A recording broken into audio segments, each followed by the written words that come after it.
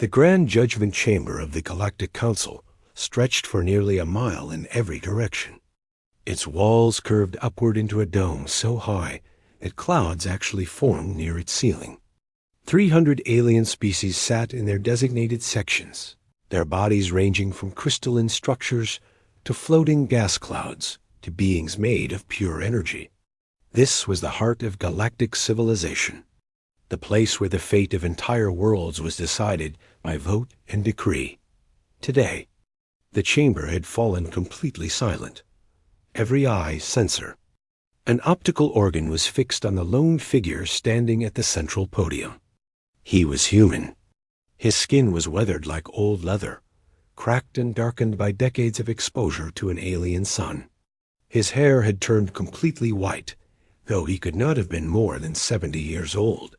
His clothes were patched together from what appeared to be scavenged material, and his boots were held together with strips of alien hide. High Arbiter Valonus, a towering being whose crystalline body refracted light into rainbow patterns, leaned forward from the elevated tribunal platform. His voice echoed through the chamber like breaking glass. You claim to speak for a human colony that no longer exists. You claim to have survived 43 standard cycles alone on the planet designated Kepler 7b after the Extinction Protocol was enacted. You claim the hegemony committed genocide against your people. And now you stand before this council demanding justice. The human did not move. His name was Marcus Thorne, and his pale gray eyes swept slowly across the assembly. He studied the insectoid Shirani delegates, clicking nervously in their section. He observed the gaseous nebulans swirling in their containment spheres. He watched the reptilian Sethrak coiled in their diplomatic alcoves, their forked tongues tasting the air. I do not claim anything, Marcus said. His voice was rough from decades of disuse, but it cut through the chamber like a blade through silk. I witnessed it. Every ship destroyed. Every man, woman, and child hunted down and killed. I alone survived because they left me for dead on a world they thought would kill me within days. Murmurs rippled through the assembly like waves across a still pond. The hegemony delegation rose to their feet. There were 7 of them, massive armored beings with multiple limbs and bioluminescent exoskeletons that pulsed with angry red light. Ambassador Krovax, their leader, slammed a chitinous appendage against the railing of their section. This creature lies, Krovax declared. The human colony on Kepler 7b was destroyed by a natural disaster. A catastrophic seismic event. We sent aid ships, but we arrived too late to save anyone. This survivor is clearly suffering from isolation psychosis. His mind is broken. His testimony is worthless. Marcus reached slowly into his tattered coat. Security systems throughout the chamber immediately activated. Weapons locked onto his position. Shields powered up around the tribunal platform. But he moved with deliberate calm, pulling out a small crystalline cube that glowed with inner light. This is a memory core, he said, holding it up for all to see. Standard hegemony military grade. I recovered it from one of the soldiers who came to finish me off. He made a mistake. He underestimated how long a human can survive on nothing but spite and rage. The chamber fell silent again. Marcus turned the cube slowly in his weathered hand. This core contains 43 years of surveillance data. Every failed attempt to eliminate the last witness. Every order from Hegemony High Command to maintain the cover-up. Every lie told to this council about what really happened to my people. The chamber exploded into chaos. Delegates shouted in 100 different languages. Security forces began moving toward the central podium. The hegemony representatives backed toward the exits, their exoskeletons pulsing with frantic light. High Arbiter Valonus raised one crystalline arm, and silence fell like a hammer. Marcus Thorne of Earth, he intoned, you have just accused the hegemony, one of the founding members of this council, of genocide and conspiracy. If this evidence is authentic, it would shake the foundations of our civilization. If it is fabricated, you will be executed for perjury against the cosmic tribunal. Do you understand what you are doing? Marcus met the Arbiter's multifaceted gaze without wavering. I waited 43 years for this moment. I buried 2,317 of my people with my own hands. I spoke their names every single night, so I would never forget a single one of them. His voice dropped to a whisper that somehow filled the entire chamber. I did not survive hell itself just to tell lies. The High Arbiter studied him for a long moment. The crystalline being was ancient, older than most civilizations in the galaxy. He had seen countless beings stand at that podium over the millennia. He had heard countless testimonies, true and false. Something in this human's eyes told him that this was no fabrication. Activate the memory core, Velonis commanded. Let the council witness what the last human of Kepler 7b has brought us from the dead. The lights in the chamber dimmed. Holographic projectors hummed to life. The crystalline cube rose from Marcus's hand and floated to the center of the chamber, where it began to unspool its secrets. The first images showed a beautiful world. Green forests stretched across rolling hills. Crystal-clear rivers wound through valleys filled with flowers that had never grown on Earth. Human children played in parks, while their parents worked in gleaming research facilities. Kepler 7b had been a paradise, humanity's farthest colony, home to some of Earth's brightest minds. Then the images changed. Ships appeared in the sky. Not rescue ships, warships. Hegemony warships, their hulls bristling with weapons. The first bombardment struck without warning, destroying the colony's communication arrays and defense platforms in seconds. Then the ground troops came, thousands of soldiers in powered armor, moving through the streets with terrible efficiency. The chamber watched in horrified silence as the massacre unfolded. Colonists running, soldiers firing, buildings burning, children screaming, and then the footage shifted to a young man, barely 30 years old, with dark hair and desperate eyes. He was hiding in a deep canyon, watching the destruction from below. Tears streamed down his face as he recorded everything he could see. That young man was Marcus Thorne. 4 decades ago, watching his world die. Ambassador Krovax moved suddenly. His massive body lunged toward the control panels of his section, his limbs working frantically at a hidden device. Sparks erupted from the chamber's power systems. Emergency alarms began to wail. Assassins, Marcus said quietly, already moving. They never could leave a witness alive. The lights went completely dark. In the chaos, shapes moved toward the central podium. The last witness of Kepler 7b was once again fighting for his life. But this time, the entire galaxy was watching. The darkness in the Grand Judgment Chamber lasted only seconds. But in those seconds, everything changed. Marcus Thorne moved through the blackness like a predator.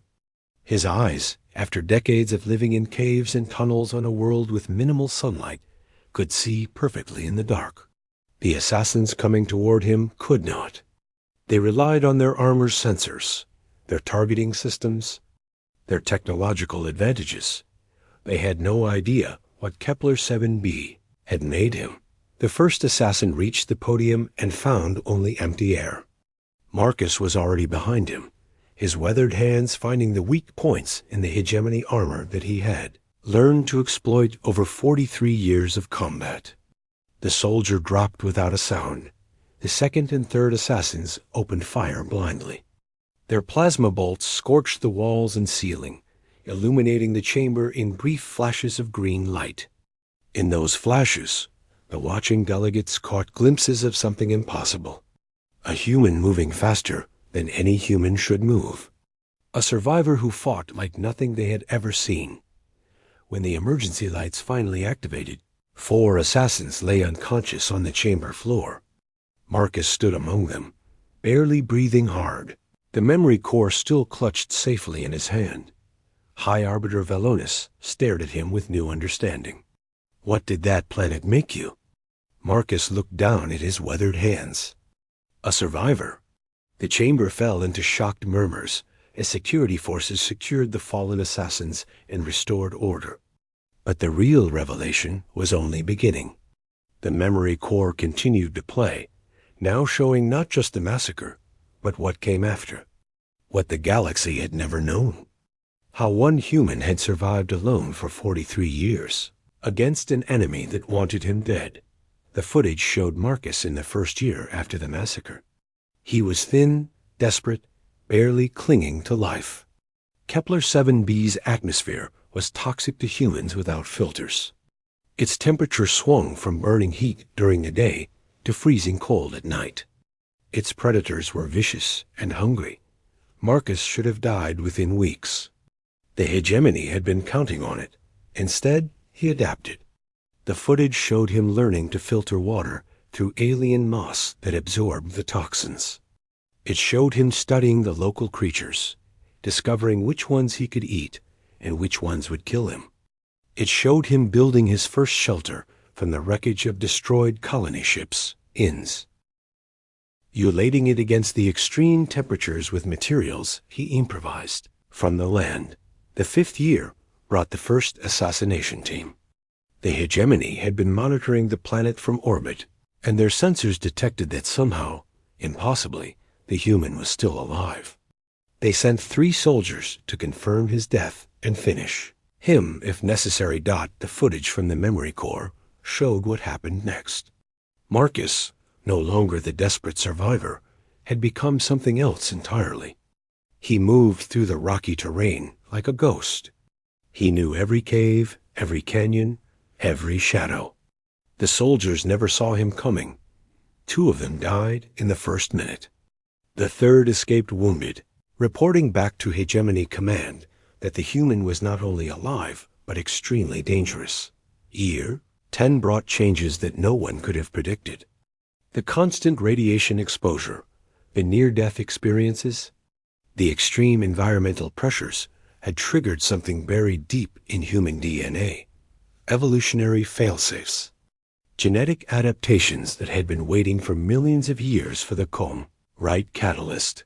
Marcus's reflexes became faster than any normal human. His senses sharpened until he could hear heartbeats from 50 meters away. He could see clearly in near total darkness.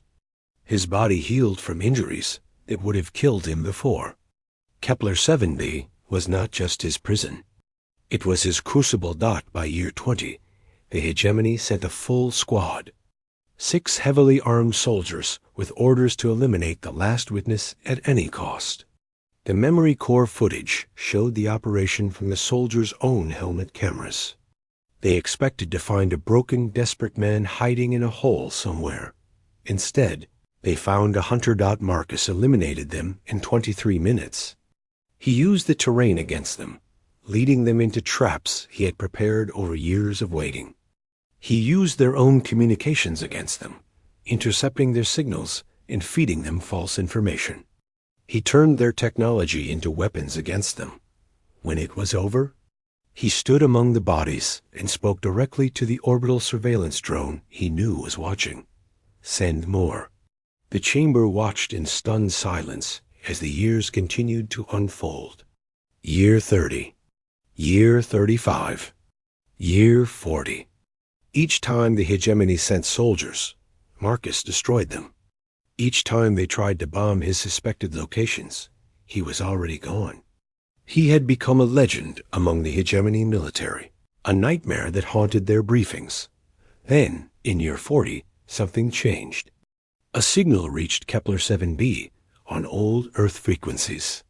A human colony signal. Humanity had returned to this sector of space. Marcus could have escaped then. He could have left his dead world behind and rejoined civilization. But he waited. He needed evidence. He needed proof that would convince the galaxy of what had happened.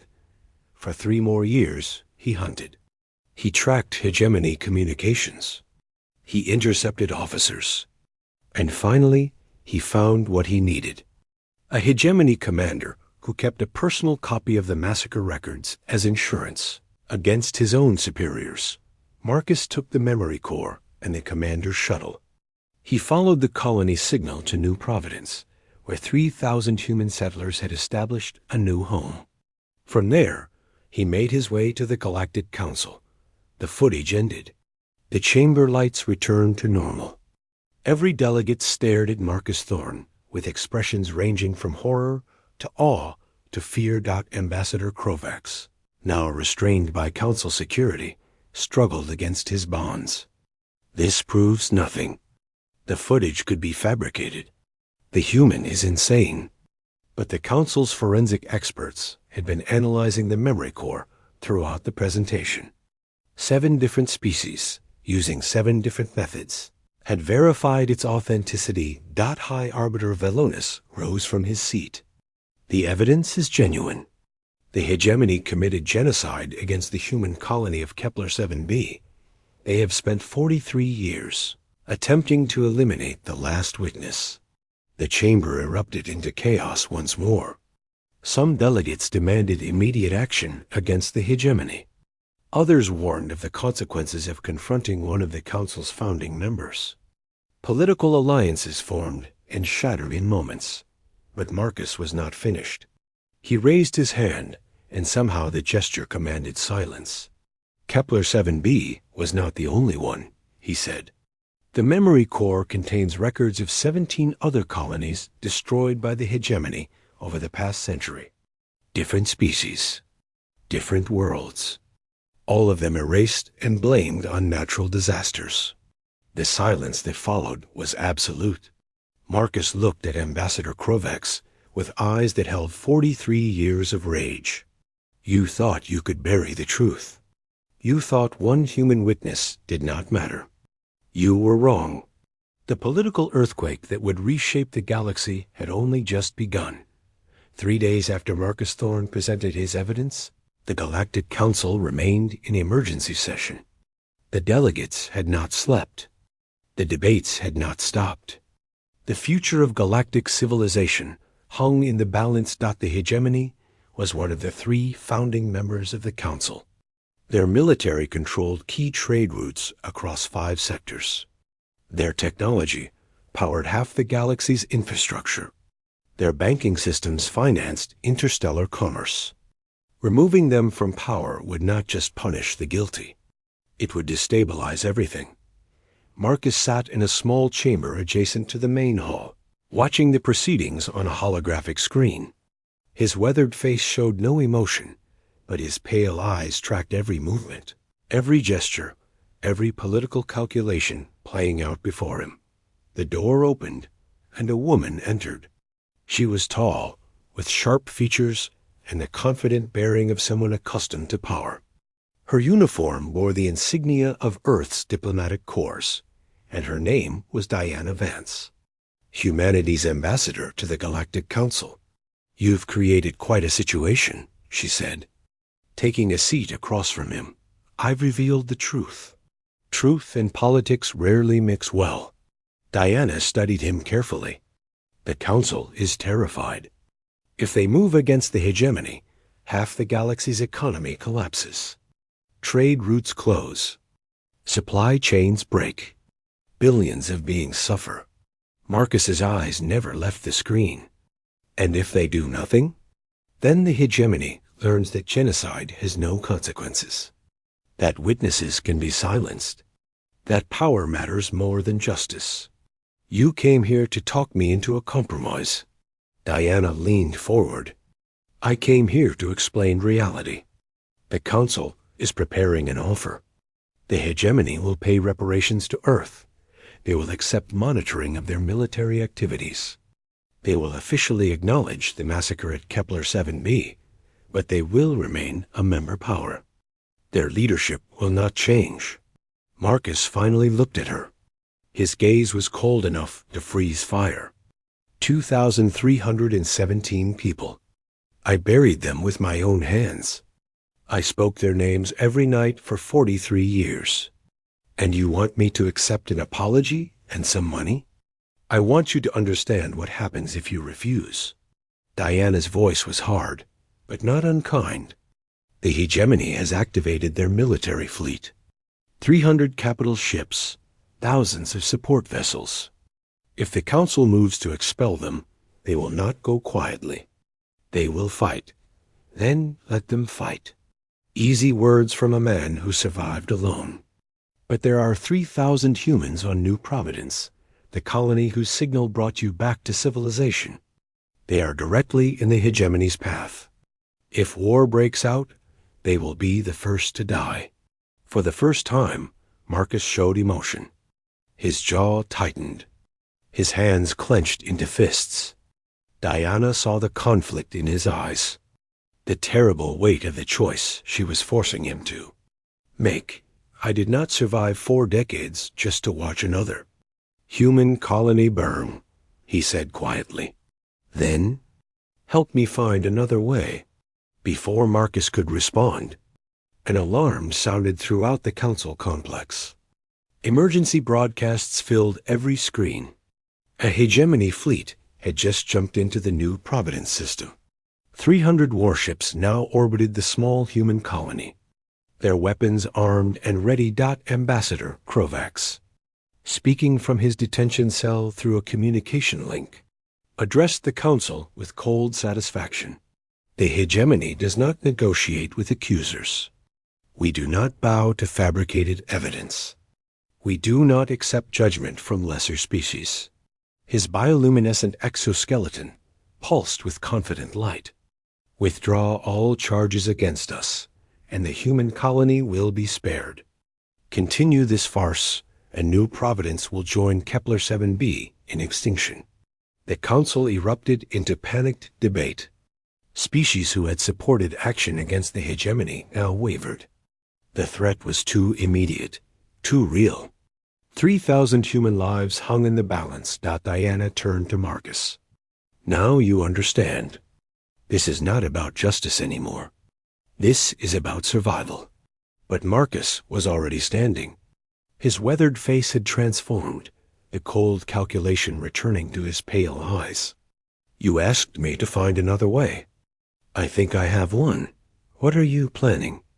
The hegemony thinks they are threatening a defenseless colony.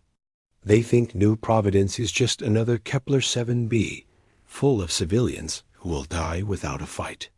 Marcus moved toward the door. They are wrong. You cannot fight a fleet alone. I do not plan to fight alone. He paused at the door, looking back at her.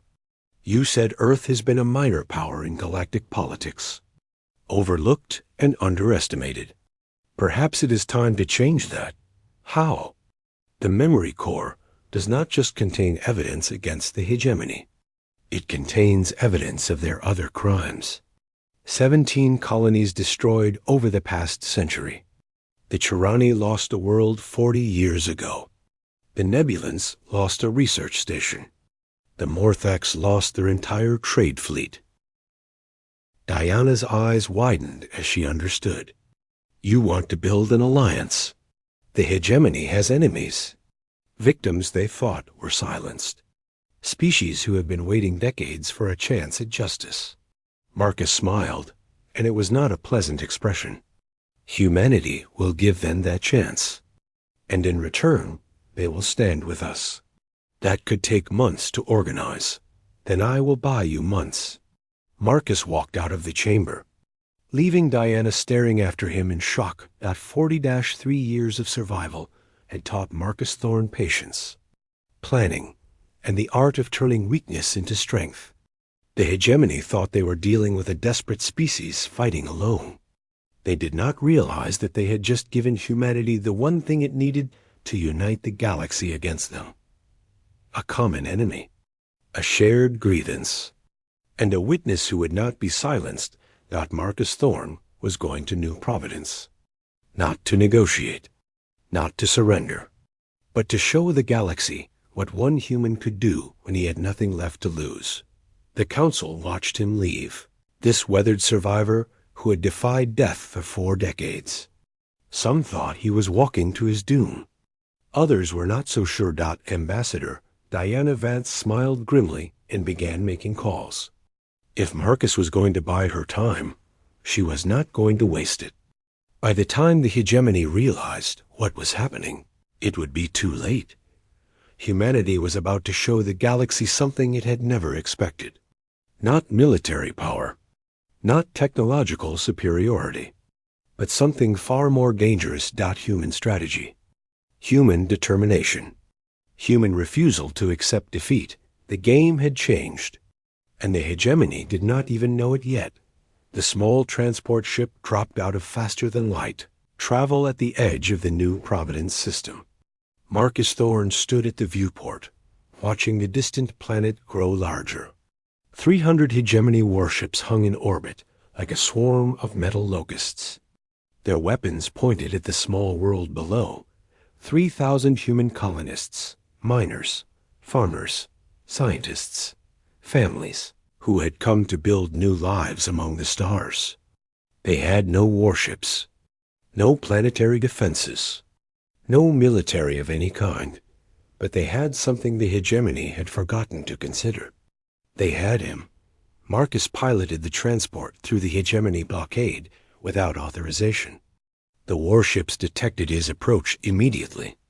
Weapons locked onto his vessel. A harsh voice filled his communication system.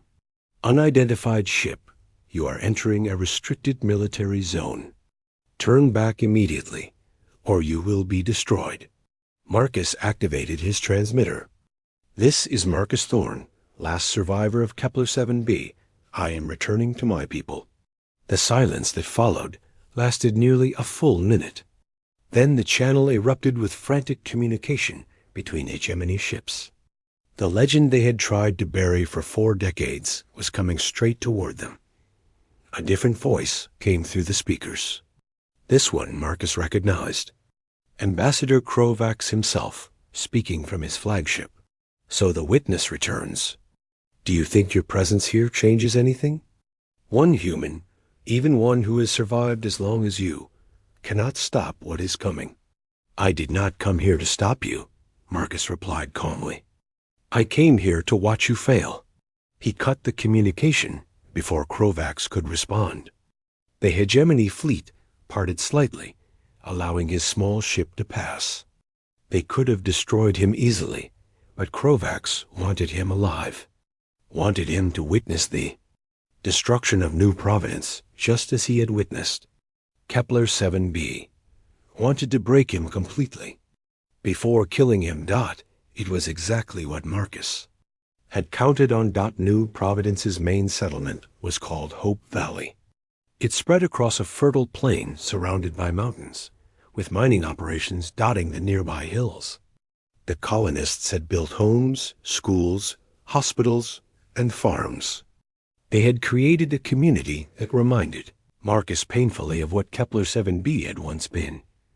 Governor Thomas Reed met him at the landing pad. He was a middle-aged man with calloused hands and worried eyes, a former mining foreman who had been elected to lead the colony.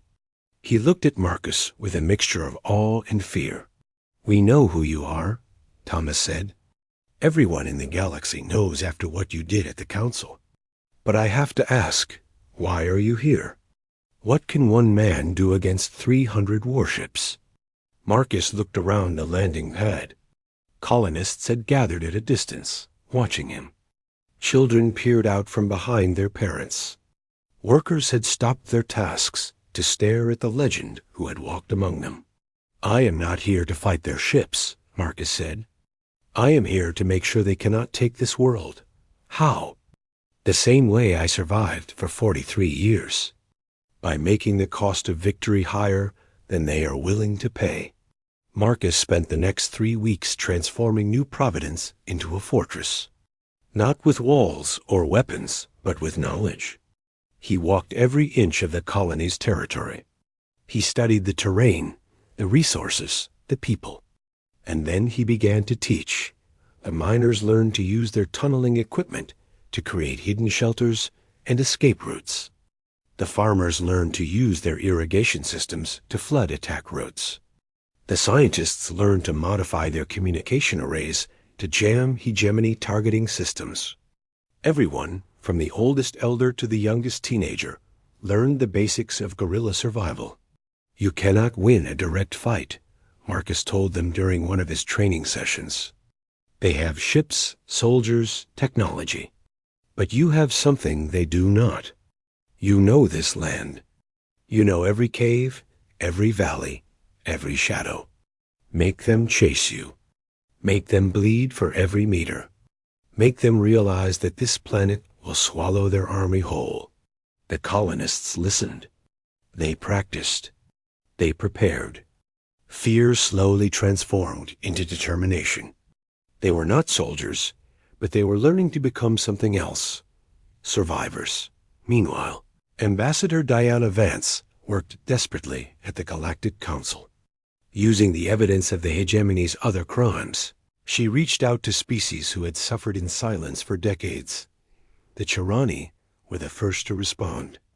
Their representative, a clicking insectoid diplomat named Kazrix, addressed the council with barely contained rage. 40 years ago, our colony on Varix Prime was destroyed. We were told it was a meteor strike. Natural disaster. We mourned our dead and moved on. Kazrix's compound eyes blazed with fury. Now we learn the truth. The hegemony murdered our people, and they have been laughing at us ever since. The Nebulans joined next. Then the Morthax. Then a dozen other species, each with their own grievances, their own dead, their own reasons to want justice. Diana wove them together into something new, a coalition of the wronged, an alliance of witnesses. Earth, long overlooked as a minor power, suddenly found itself at the center of galactic politics. Human diplomatic skills proved unexpectedly effective at bridging the vast cultural differences between species. Human strategic thinking helped coordinate the coalition's actions. Human determination inspired others to take risks they had feared for decades. By the time the hegemony realized what was happening, 47 species had joined the coalition. Their combined fleet was not large enough to challenge the hegemony directly, but it was large enough to matter. Diana addressed the council with the coalition behind her. The hegemony threatens New Providence with destruction, but they do not fight a single colony anymore. They fight a galaxy that has grown tired of their lies. Ambassador Krovax, watching from his flagship, received the news with growing unease. His fleet outnumbered the coalition, but political reality was shifting beneath him. Other hegemony allies began to distance themselves. Trade partners canceled agreements. The isolation was spreading. And on New Providence, Marcus Thorne looked up at the sky full of enemy ships and smiled grimly. The first wave of dropships was descending. The battle was about to begin. He had spent 43 years preparing for this moment. Every lesson learned on Kepler 7b, every survival trick, every guerrilla tactic was about to be put to the ultimate test. 3,000 civilians against the might of the hegemony. It should have been a massacre. It was going to be something else entirely. Thomas, Reed stood beside him as the dropships grew closer. Are we going to die? Marcus watched the approaching enemy. Everyone dies eventually. The question is whether you die on your feet or on your knees. The first explosions lit up the valley. The battle for New Providence had begun, and humanity was about to show the galaxy exactly what it was capable of. The first wave of hegemony dropships descended through the atmosphere like metal rain. 200 assault craft carrying 5,000 soldiers, enough firepower to conquer a small planet. They expected to find terrified civilians huddled in their homes, waiting to be slaughtered. They found something very different. The lead dropships aimed for the agricultural zone east of Hope Valley. It was open terrain, flat ground, perfect for establishing a staging area. The pilots congratulated themselves on their tactical choice as they began landing. Procedures. The ground collapsed. Beneath them, Marcus Thorne had spent 2 weeks directing the miners to tunnel beneath that field. They had created a honeycomb of hollow spaces, covered by thin crusts of soil, invisible from above, but completely unable to support the weight of armored dropships. 17 craft fell into the earth, their crews scrambling to escape as the tunnels flooded with water diverted from the nearby river. The second wave diverted to higher ground, the mining facilities in the hills. They landed successfully, soldiers pouring out to secure the area. They found the buildings empty, the equipment abandoned, and the charges went off. Mining explosives, carefully placed over weeks of preparation, turned the hillside into a cascade of rubble. Soldiers who had trained for combat against armed opponents found themselves fighting gravity instead. Their heavy armor, designed to protect against weapons fire, only made them sink faster into the shifting ground. The third wave commander ordered orbital bombardment. Enough of this guerrilla nonsense. They would simply level the colony from above and sort through the ashes, the colony's power grid, secretly reconfigured by the scientists under Marcus's direction, suddenly projected interference patterns that scrambled every targeting system in orbit. Plasma bolts meant for the settlement center struck empty valleys miles away. Precision strikes became random destruction. Ground troops advanced slowly through the hills, taking fire from hidden defenders who struck and vanished before they could respond. The colonists, farmers, and miners just weeks ago fought like ghosts. They knew every trail, every cave, every shadow. They attacked from impossible angles and disappeared into the landscape. Hours passed. The hegemony's casualty count climbed. They had expected a massacre and found a war. On his flagship, Ambassador Krovax watched the battle reports with growing rage. His officers reported failure after failure. The humans were not superior in numbers or technology. They should be dying in droves. Instead, his army was bleeding. "Send more troops," he ordered. "Send all of them. I want that colony reduced to ash." His officers exchanged nervous glances, but obeyed. Every available soldier was deployed to the surface. The flagship and its escorts remained in orbit, their attention fixed on the battle below. None of them noticed the small ships approaching from the edge of the system until it was too late. The coalition fleet arrived without warning. 47 species, their combined vessels numbering nearly 100, dropping out of faster-than-light travel in perfect formation. They were not large enough to destroy the hegemony fleet, but they were large enough to deliver a message. "Ambassador," Diana Vance's voice filled every communication channel in the system. "This broadcast is being transmitted to the entire Galactic Council and to every species in known space. The hegemony has attacked the human colony of New Providence in violation of Council law. We are here to bear witness." Krovax snarled at the transmission. "Witness all you want. By the time you report to the Council, this colony will be gone." "I do not think so." The voice came from behind him. Krovax spun around. Standing in the doorway of his bridge was Marcus Thorne, weathered and calm, surrounded by unconscious guards. "How did you get aboard my ship?" "Through the same tunnels your troops used to descend to the surface. Your dropships have docking systems that can be overridden if you know the codes." Marcus smiled without warmth. "I have been fighting your soldiers for 43 years.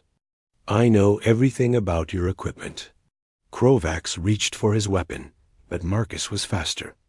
Decades of combat had made him something more than human, his reflexes honed beyond normal limits. Before the ambassador could react, he found himself pinned against the viewport, staring at the planet below. "You made me watch my people die once," Marcus said quietly. "Every night for 43 years, I spoke their names. 2,317 voices that would not let me rest. Now it is your turn to watch." He activated the ship's communication system. His voice broadcast to every vessel in the system, to the council chambers, to watching worlds across the galaxy. "My name is Marcus Thorne. I am the last survivor of Kepler 7b. For 43 years, I was alone. I buried my people with my own hands. I spoke their names every night so I would not forget a single one of them. Today, their voices are finally heard. He turned to look at Krovax. The hegemony's time is over. Not because of your crimes. Empires have survived worse. But because you underestimated us. You left one human alive and assumed he was not a threat. You forgot what we are capable of when we have nothing left to lose. Below, the hegemony ground forces were in full retreat. The colonists had fought them to a standstill, their guerrilla tactics turning every advance into a costly defeat. Without orbital support, without reinforcements, the invasion was collapsing. And in orbit, the coalition fleet was growing. More ships arrived by the hour as species across the galaxy responded to Diana Vance's broadcast. The hegemony was surrounded, outnumbered, and politically destroyed. Krovax struggled against Marcus's grip. We will rebuild. We will return. This changes nothing. It changes everything. Marcus released him. Go, tell your leaders what happened here. Tell them that humanity is no longer a minor power to be ignored. Tell them that the galaxy has witnesses now who will not be silenced. The hegemony fleet withdrew. Not in defeat, exactly, but in recognition that victory was no longer possible. The political cost had become too high. The military cost had become too great. One human survivor had turned the entire galaxy against them. In the weeks that followed, the Council passed historic resolutions. The hegemony was stripped of its founding member status. Reparations were ordered for every species that had suffered under their secret campaign of genocide. New protocols were established to prevent such cover-ups, and the future. Earth became a founding member of the Coalition of Witness States, a new alliance dedicated to truth and accountability. Ambassador Diana Vance led humanity's diplomatic corps with the evidence Marcus had provided as their foundation. Species across the galaxy looked at humans differently now. Not as a minor power easily forgotten, but as survivors, strategists, and witnesses who refused to surrender. Marcus returned to New Providence. He had spent too long alone to easily rejoin normal society. But he found purpose in teaching the next generation to survive, to resist, to remember. The colony built a training center in his name, where young humans learned the lessons that had kept him alive for 43 years. On a hill overlooking Hope Valley, Marcus built a memorial. 2,317 stones. One for each colonist who had died on Kepler 7b. He visited it every evening at sunset, speaking the names one final time. One evening, a child from the colony approached him. She was perhaps 8 years old, with curious eyes and no memory of the war. She had only heard stories about the strange man who had saved them. "Why do you talk to the stones?" she asked. Marcus looked at her for a long moment. Then he smiled, the first genuine smile anyone had seen on his weathered face in decades. "Because they are my family," he said, "and family should never be forgotten." The child sat beside him and listened as he spoke the names. When he finished, she looked up at the darkening sky where stars were beginning to appear. "Will you teach me the names too?" Marcus put a gentle hand on her shoulder. "Yes, I think that would be good." Humanity had returned to the stars. And this time, they would not be forgotten. Because there would always be witnesses. There would always be those who remembered. And there would always be those willing to stand alone against the darkness until the light returned. The last survivor of Kepler 7b had finally found what? 43 years of isolation had almost made him forget. Hope.